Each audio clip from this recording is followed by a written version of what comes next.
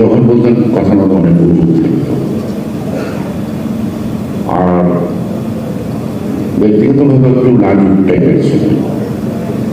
তিনি কোনো কিছু চাইতে জানতেন, তিনি দিতে জানতেন। এই রাজনীতিতেও তিনি মনে হয় না কখনো কিছু চেয়ে নিয়েছেন। জিয়াউর রহমানের ক্যাবিনেটের প্রথমত আইন মন্ত্রণালয়ের ডেপুটি মিনিস্টার, পরবর্তী স্টেট মিনিস্টার, এবং এরশাদ বিরোধী আন্দোলনের সময় রেডিয়ালি কমিটির চেয়ারম্যান ছিলেন উনি। তখন তিনি কে মুবাইদুর রহমান, মোস্তফাজুর রহমান মহাসচিব, কিন্তু মোস্তফাজুর রহমান করে কে মুবাইদুর রহমান, তারপরে সালাম। কিন্তু উনি মহাসচিব হওয়ার আগেই এই রিয়ালি কমিটির চেয়ারম্যানের দায়িত্ব পালন করছেন। যার মধ্যে মোশাররফ ভাই ছিলেন, প্রয়াত আব্দুল মতিন চৌধুরী ছিলেন, ও আরো অনেকেই ছিলেন। অনেকেই মারা গেছেন, কিছু নেই। আবার অনেকে থাকলেও হয়তো বা আমাদের বিশ্বের আশেপাশে নেই, নানা কারণে, রাজনৈতিক মেরুকরণের কারণে। সালাম ভাই যখন মহাসচিব হন, তখন দলের ভিতরে এক ধরনের একটি ষড়যন্ত্র। তখন কে মুবাইদুর রহমান মহাসচিব, তারা গুলিস্তান থেকে গ্রেপ্তার হলেন। তার সাথে গ্রেপ্তার হলেন স্পিকার মির্জা গোলাম হাফিজ। অনেকেই গ্রেপ্তার হলেন, কিন্তু জেলের মধ্যে গ্রেপ্তার দেন না।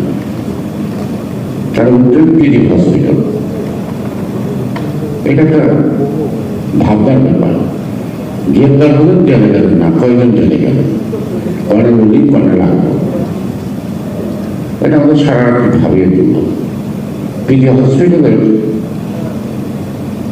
ওই রুমে রাতভর ঢাকা শহরের বিএনপির কিছু নেতা নিয়ে কিছু বৈঠক চলছিল। হঠাৎ পরে দিন তারা মুক্তি দিলেন। মুক্তি পাওয়ার পর তারা ম্যাডাম তখন অন্তরে বাসা। এর সাথে একটা কাজ করছে, ম্যাডামকে অনেকবার গ্রেপ্তার করছে, কিন্তু জেলখানায় নেয় নাই। হাসিনাকে গ্রেপ্তার করছে, কিন্তু জেলখানায় নেয় নাই, বাড়িতে রেখেছে অন্তরীণ অবস্থা। ওবায়দুর রহমানের নেতৃত্বে আমাদের প্রিয় নেত্রী বেগম খালেদা জিয়ার সাথে দেখা করতে যান। মির্জা গোলাম হাফিজের বাড়িতে মিটিং।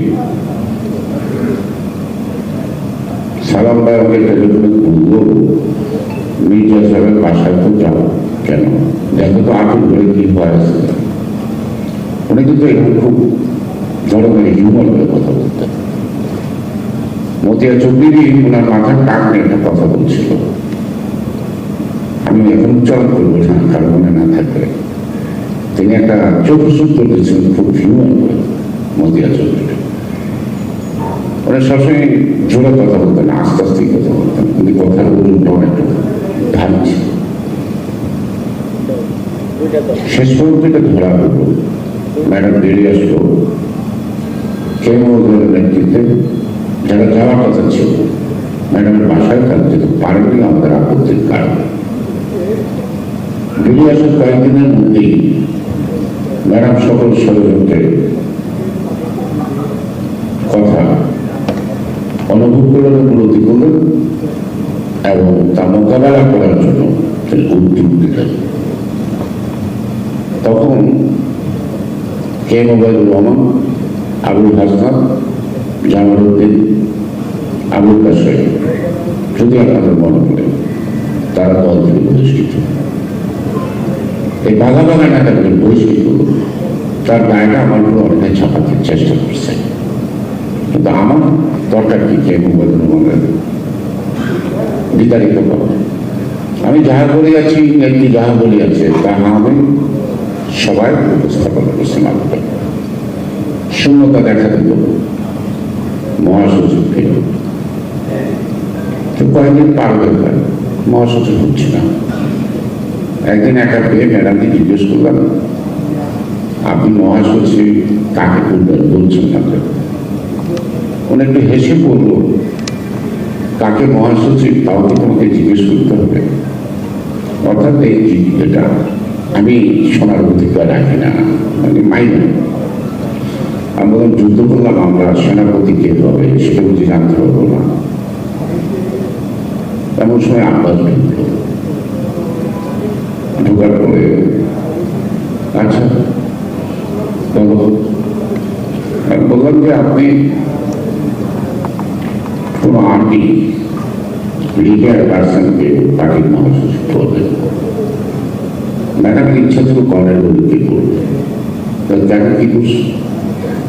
আপনি আর্মি পরিবার থেকে আসেন, তো ব্লাডি সিভিলিয়ান পলিটিশিয়ানদের যদি ধীরে ধীরে একজন না নেন, এমনি বলে ক্যান্টনমেন্টের জন্য তখন বলবে ক্যান্টনমেন্টের দল। অনেকদিন ভাবলো, আচ্ছা কালকে কথা বলবো। পরের দিন গেলাম শরীফুল ইসলাম সাহেবকে, কথা বলতে বলবো, ওই না করলো। তারপরে ওই দিন আমরা দুজনে বিচার আসলামী, আমি বললাম যে আপনি আবুল সালাম থেকে মহাসচিব করেন। তখন আব্বাস তাই বলল, এই জন্য আপনার এখন অনেক বাগান আঁকা দরকার নাই। বিএনপির মহাসচিব দল ত্যাগ করবে না লড়াইয়ের মাঠ থেকে, এমন একটা বিশ্বস্ত লোকের দরকার। সেই অর্থে আমরা বলবো সালাম ভাইকে করেন। ম্যাডাম না কিছু করুন। সালাম ভাই চেম্বারে গেলাম, ওই একই কথা পাইলাম যে সালাম ভাই পার্টির মহাসচিব হবেন। ওই ম্যাডাম যখন বলছিল যে তোমাকে বলতে হবে, সালাম ভাই একভাবেই বলতো আমি মহাসচিবের দায়িত্ব নিব কি নিব না, এটা কি তোমাকেও বলতে হবে? আমাদের এখন আবেদন মনে করেন, আমি ওনার সাথে কথা বলতাম। আচ্ছা ঠিক আছে, আপনি চাইতে পারবেন না, বলতে পারবেন না, সবকিছু ঠিক। ম্যাডাম আপনাদের ডাকবে, দায়িত্ব দিতে চাইলে দেবেন কিনা ভেবে দেখবো, আমার কিছু শর্ত আছে।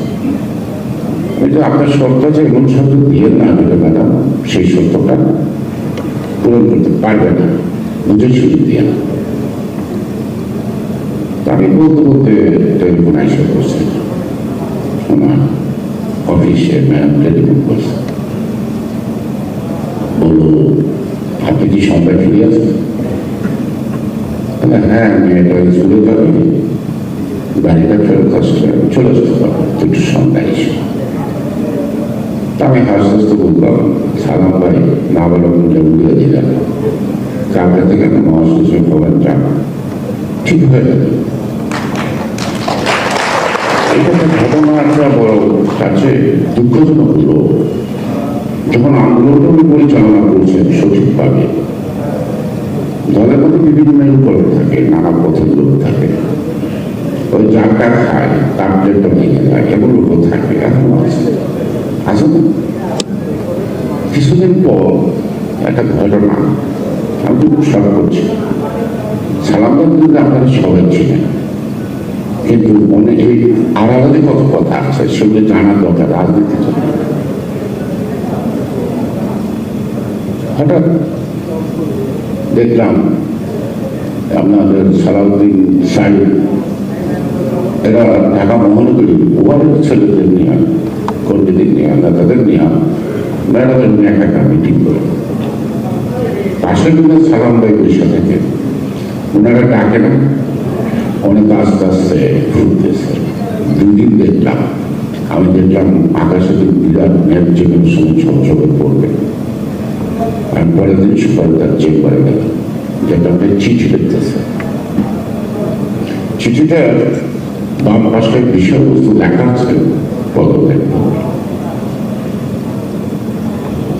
তো আমি আবার একটু নষ্ট করে বললাম, সালাম ভাই খুব মনোযোগ চিঠি লিখতেছেন, ভাবির কাছে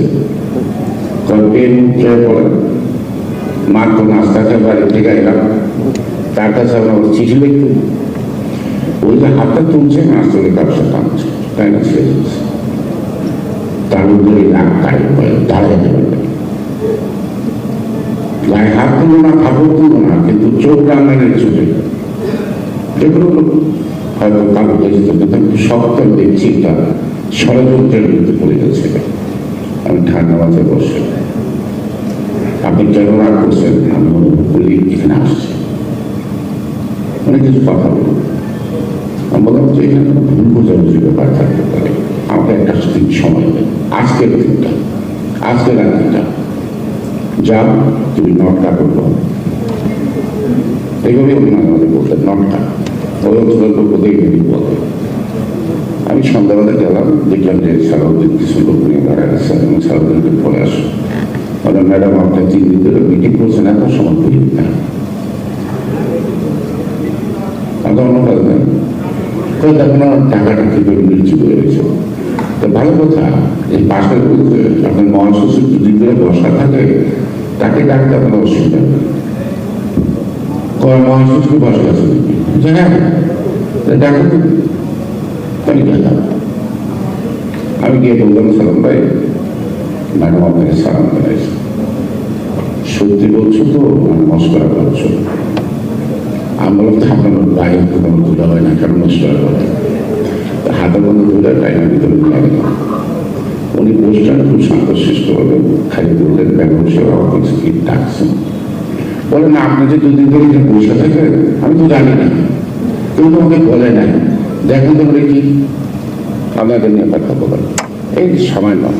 তখন ম্যাডাম কিন্তু অত্যন্ত কৌশলে এমন উত্তর দেবেন যে সালাম ভাই আর 5টা উত্তর দেওয়ার সুযোগ দিতে পারবো না, জানেন আপনি প্রশ্ন করবেন একটু, যেন ওটা কাজকর্ম করেন না, দেখি যে না সালাম ভাই করুন।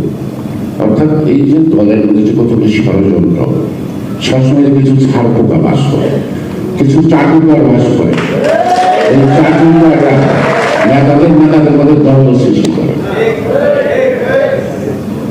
আর বলতে কোনো দ্বিধা নাই, কারণ দীর্ঘ 64 বছর রাজনীতি অবস্থান থেকে, কিশোরকাল থেকে আজকের এই জায়গায় আসছি, অনেক ষড়যন্ত্র দেখছি, এবং সেই ষড়যন্ত্র কোনোদিন ষড়যন্ত্র করি নাই, কিন্তু ষড়যন্ত্র দেখে ষড়যন্ত্র মোকাবেলা করতে শিখছি, এবং আপনারাও এই ষড়যন্ত্র মোকাবেলা করেছেন।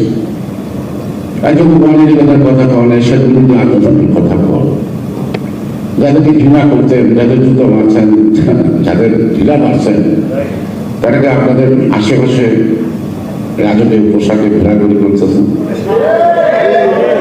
অনেকেই আপনাদের দিকে একটু করুণার দৃষ্টিতে তাকায় না, কিন্তু এটা কি আমরা পাইব? এটা আমরা পাইব না।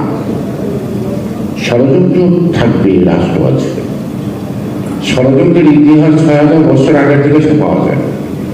আমরা যদি বাংলাদেশ যুদ্ধ বলে একটা ষড়যন্ত্র, ভারতের দাবিদের সাথে আর্যদের যে যুদ্ধ, তাও 16,000 বছর আগে। যেখানে রাজা আছে, যে রাজত্ব আছে, যেখানে গণতন্ত্র আছে, যেখানে রাষ্ট্র আছে, যেখানে সরকার আছে, সেখানে ষড়যন্ত্র হবে না। সরকার কি একটা জলসাগর, যেখানে গান বাজনা হবে, নৃত্য হবে, ষড়যন্ত্র হবে না, ষড়যন্ত্র হবে না। ষড়যন্ত্র চলছে, হয়তো দৃশ্যমান হচ্ছে না, ধীরে ধীরে শক্তি সঞ্চয় করছে। এটাকে মোকাবেলা করতে হবে। যারা সরকারে আছে থাকুক, তারা রাষ্ট্র পরিচালনা করুক, তারা প্রধানমন্ত্রীকে সঠিকভাবে সহযোগিতা করুক, আখের পিছনের কথা চিন্তা না করুক। আর আমরা যারা রাস্তায় ছিলাম, আমাদের যেহেতু রাস্তায় মা নাই, আমরা রাস্তায় থাকি। আমরা যদি রাজপথ নিরাপদ না করতে পারি, তাহলে কিন্তু ক্ষমতার ভাষা নিরাপদ হবে না।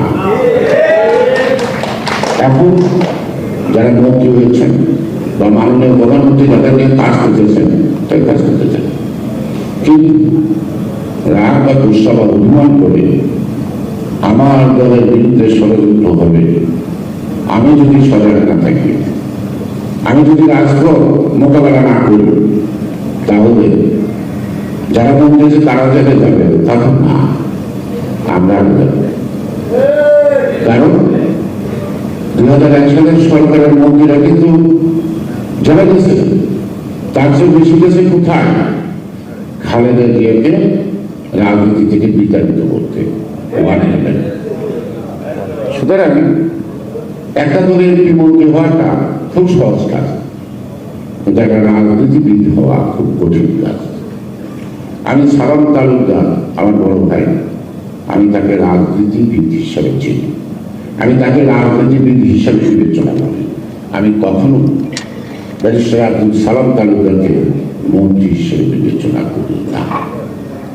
মন্ত্রী কত হাজার হয়েছে দেশে, কয়টা নাম বলতে পারবেন? আর কয়টা প্রধানমন্ত্রীর নাম বলতে পারবেন না? কয়টা রাষ্ট্রপতির নাম বলতে পারবেন? পারবেন না, ভুলে গেছে। একটা রাষ্ট্রপতির নাম মনে আছে, শহীদ রাষ্ট্রপতি হলো। একটা প্রধানমন্ত্রীর নাম মনে আছে, বেগম খালেদা জিয়া। এর আগে অনেক প্রধানমন্ত্রী হয়েছে, কিন্তু বেগম খালেদা জিয়া একজন প্রধানমন্ত্রী হিসেবে পৃথিবী থেকে বিদায় নিয়ে যায় নাই। একজন শ্রেষ্ঠ রাজনীতিবিদ হিসেবে সকলের নিজের ভালোবাসা এবং দোয়া নিয়ে আল্লাহ তাআলা তাকে যথাযথ মর্যাদার সাথে দিয়েছে। যত কষ্ট দিচ্ছে তার চেয়ে সম্মান কিন্তু শেষ সময় আল্লাহ তাআলা দান দিয়েছে। তো আমরা সেই পথে থাকি, সঠিক পথে থাকি।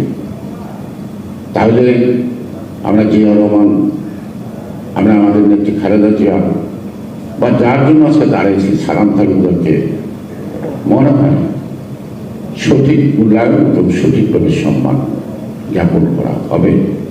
শুধুমাত্র আমরা এই মাঝে মাঝে একটা আনুষ্ঠানিকতার মধ্যে দিয়ে সালাম তালুকদারকে স্মরণ করলেই তার প্রতি শ্রদ্ধা পায় না। দুর্ভাগ্য, নজরুল ভাই তো একটা করছে, নজরুল ভাই আগে বললাম আপনি মরার আগে আপনার কাছে যে সংসদ করে দেন। সালাম তালুকদার মহাসচিব ছিল এত গুণকীর্ত, অথচ ২৭তম আজকে মৃত্যুবার্ষিকীটাও দলের ব্যানারে ভয় নাই। আমি মনে ধামাটা কি করবো? একটা সুবিধা আছে, আপনাদের দোয়া দোয়া করতে না, কাকুরা দোয়া করবো না, কারণ হিন্দু মানুষ সরকারি মানুষ করতে আমার জন্য আপনাদের জানাজাও করতে না, ধ্যান কত রেহাই দেবেন আমার কাছ থেকে। তো সেজন্য একজন রাজনীতিবিদ আজকে যদি খালেদা জিয়ার মৃত্যুবার্ষিকী যদি খালেদা জিয়ার স্মৃতি সংসদ দিয়ে হয় বিএনপির ব্যানার ছাড়া, কেমন দেখায়? কেমন দেখায়? আমরা একটা মৃত ব্যক্তিকে সম্মান দেখাচ্ছি না অপমান করছি? হয়তো তার ব্যক্তিগতভাবে অনেক ভক্ত, তাই স্মৃতি সংসদের ব্যানারে আসছি, যেহেতু তাকে মনে করো ক্ষণে ক্ষণে তার অবদানকে সেভাবে আমরা লাঘব করি। দল কেন তার ডায়েরিতে বা সালাম তালুকদার, মোস্তাফিজুর রহমান এদের মতো মানুষের নাম থাকবে না? তরুণ ইসলামের মতো মানুষদের কেন স্মরণ করবে না দল? এটা কি পয়সা লাগবে? পয়সা লাগবে না, আমরাই করবো, কিন্তু ব্যানারটা লেখা বুঝি আর তো কিছু না, আর তো কিছু না। সালাম তালুকদার স্মৃতি সংসদ জামালপুরে এমনি হয়, সালাম তালুকদারই না থাকতে হতো, মহাসচিব না থাকতে হতো। তার পারিবারিক ঐতিহ্যের কারণে ওই অঞ্চলের মানুষ তাদেরকে জীবন অনুসরণ করবে।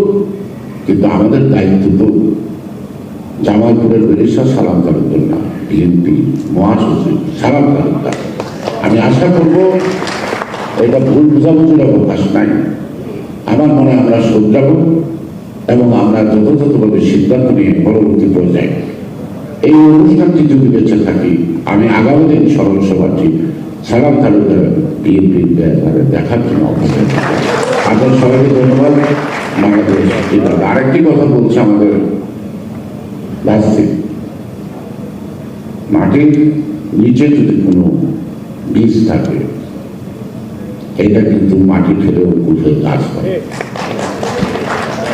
পাথরের নিচে যদি বীজ পড়ে যায়, সেটাও উঠে গাছের দৃশ্যমান হতে কষ্ট হয়। তবে আমরা আছি তোমার পাশে, ভয় পাওয়ার কারণে তোমার ইচ্ছা আছে, তোমার উদ্যম আছে, তুমিও তোমার বাপের মতো সাহসী হব। বিজয় তোমার সুনিশ্চিত এবং রাজনীতিতে তুমি তোমার বাবার শূন্যস্থান পূরণ করবে হয়তো একদিন, হয়তো আমরা না দিতে পারি, সেটা আমাদের বড় কথা না।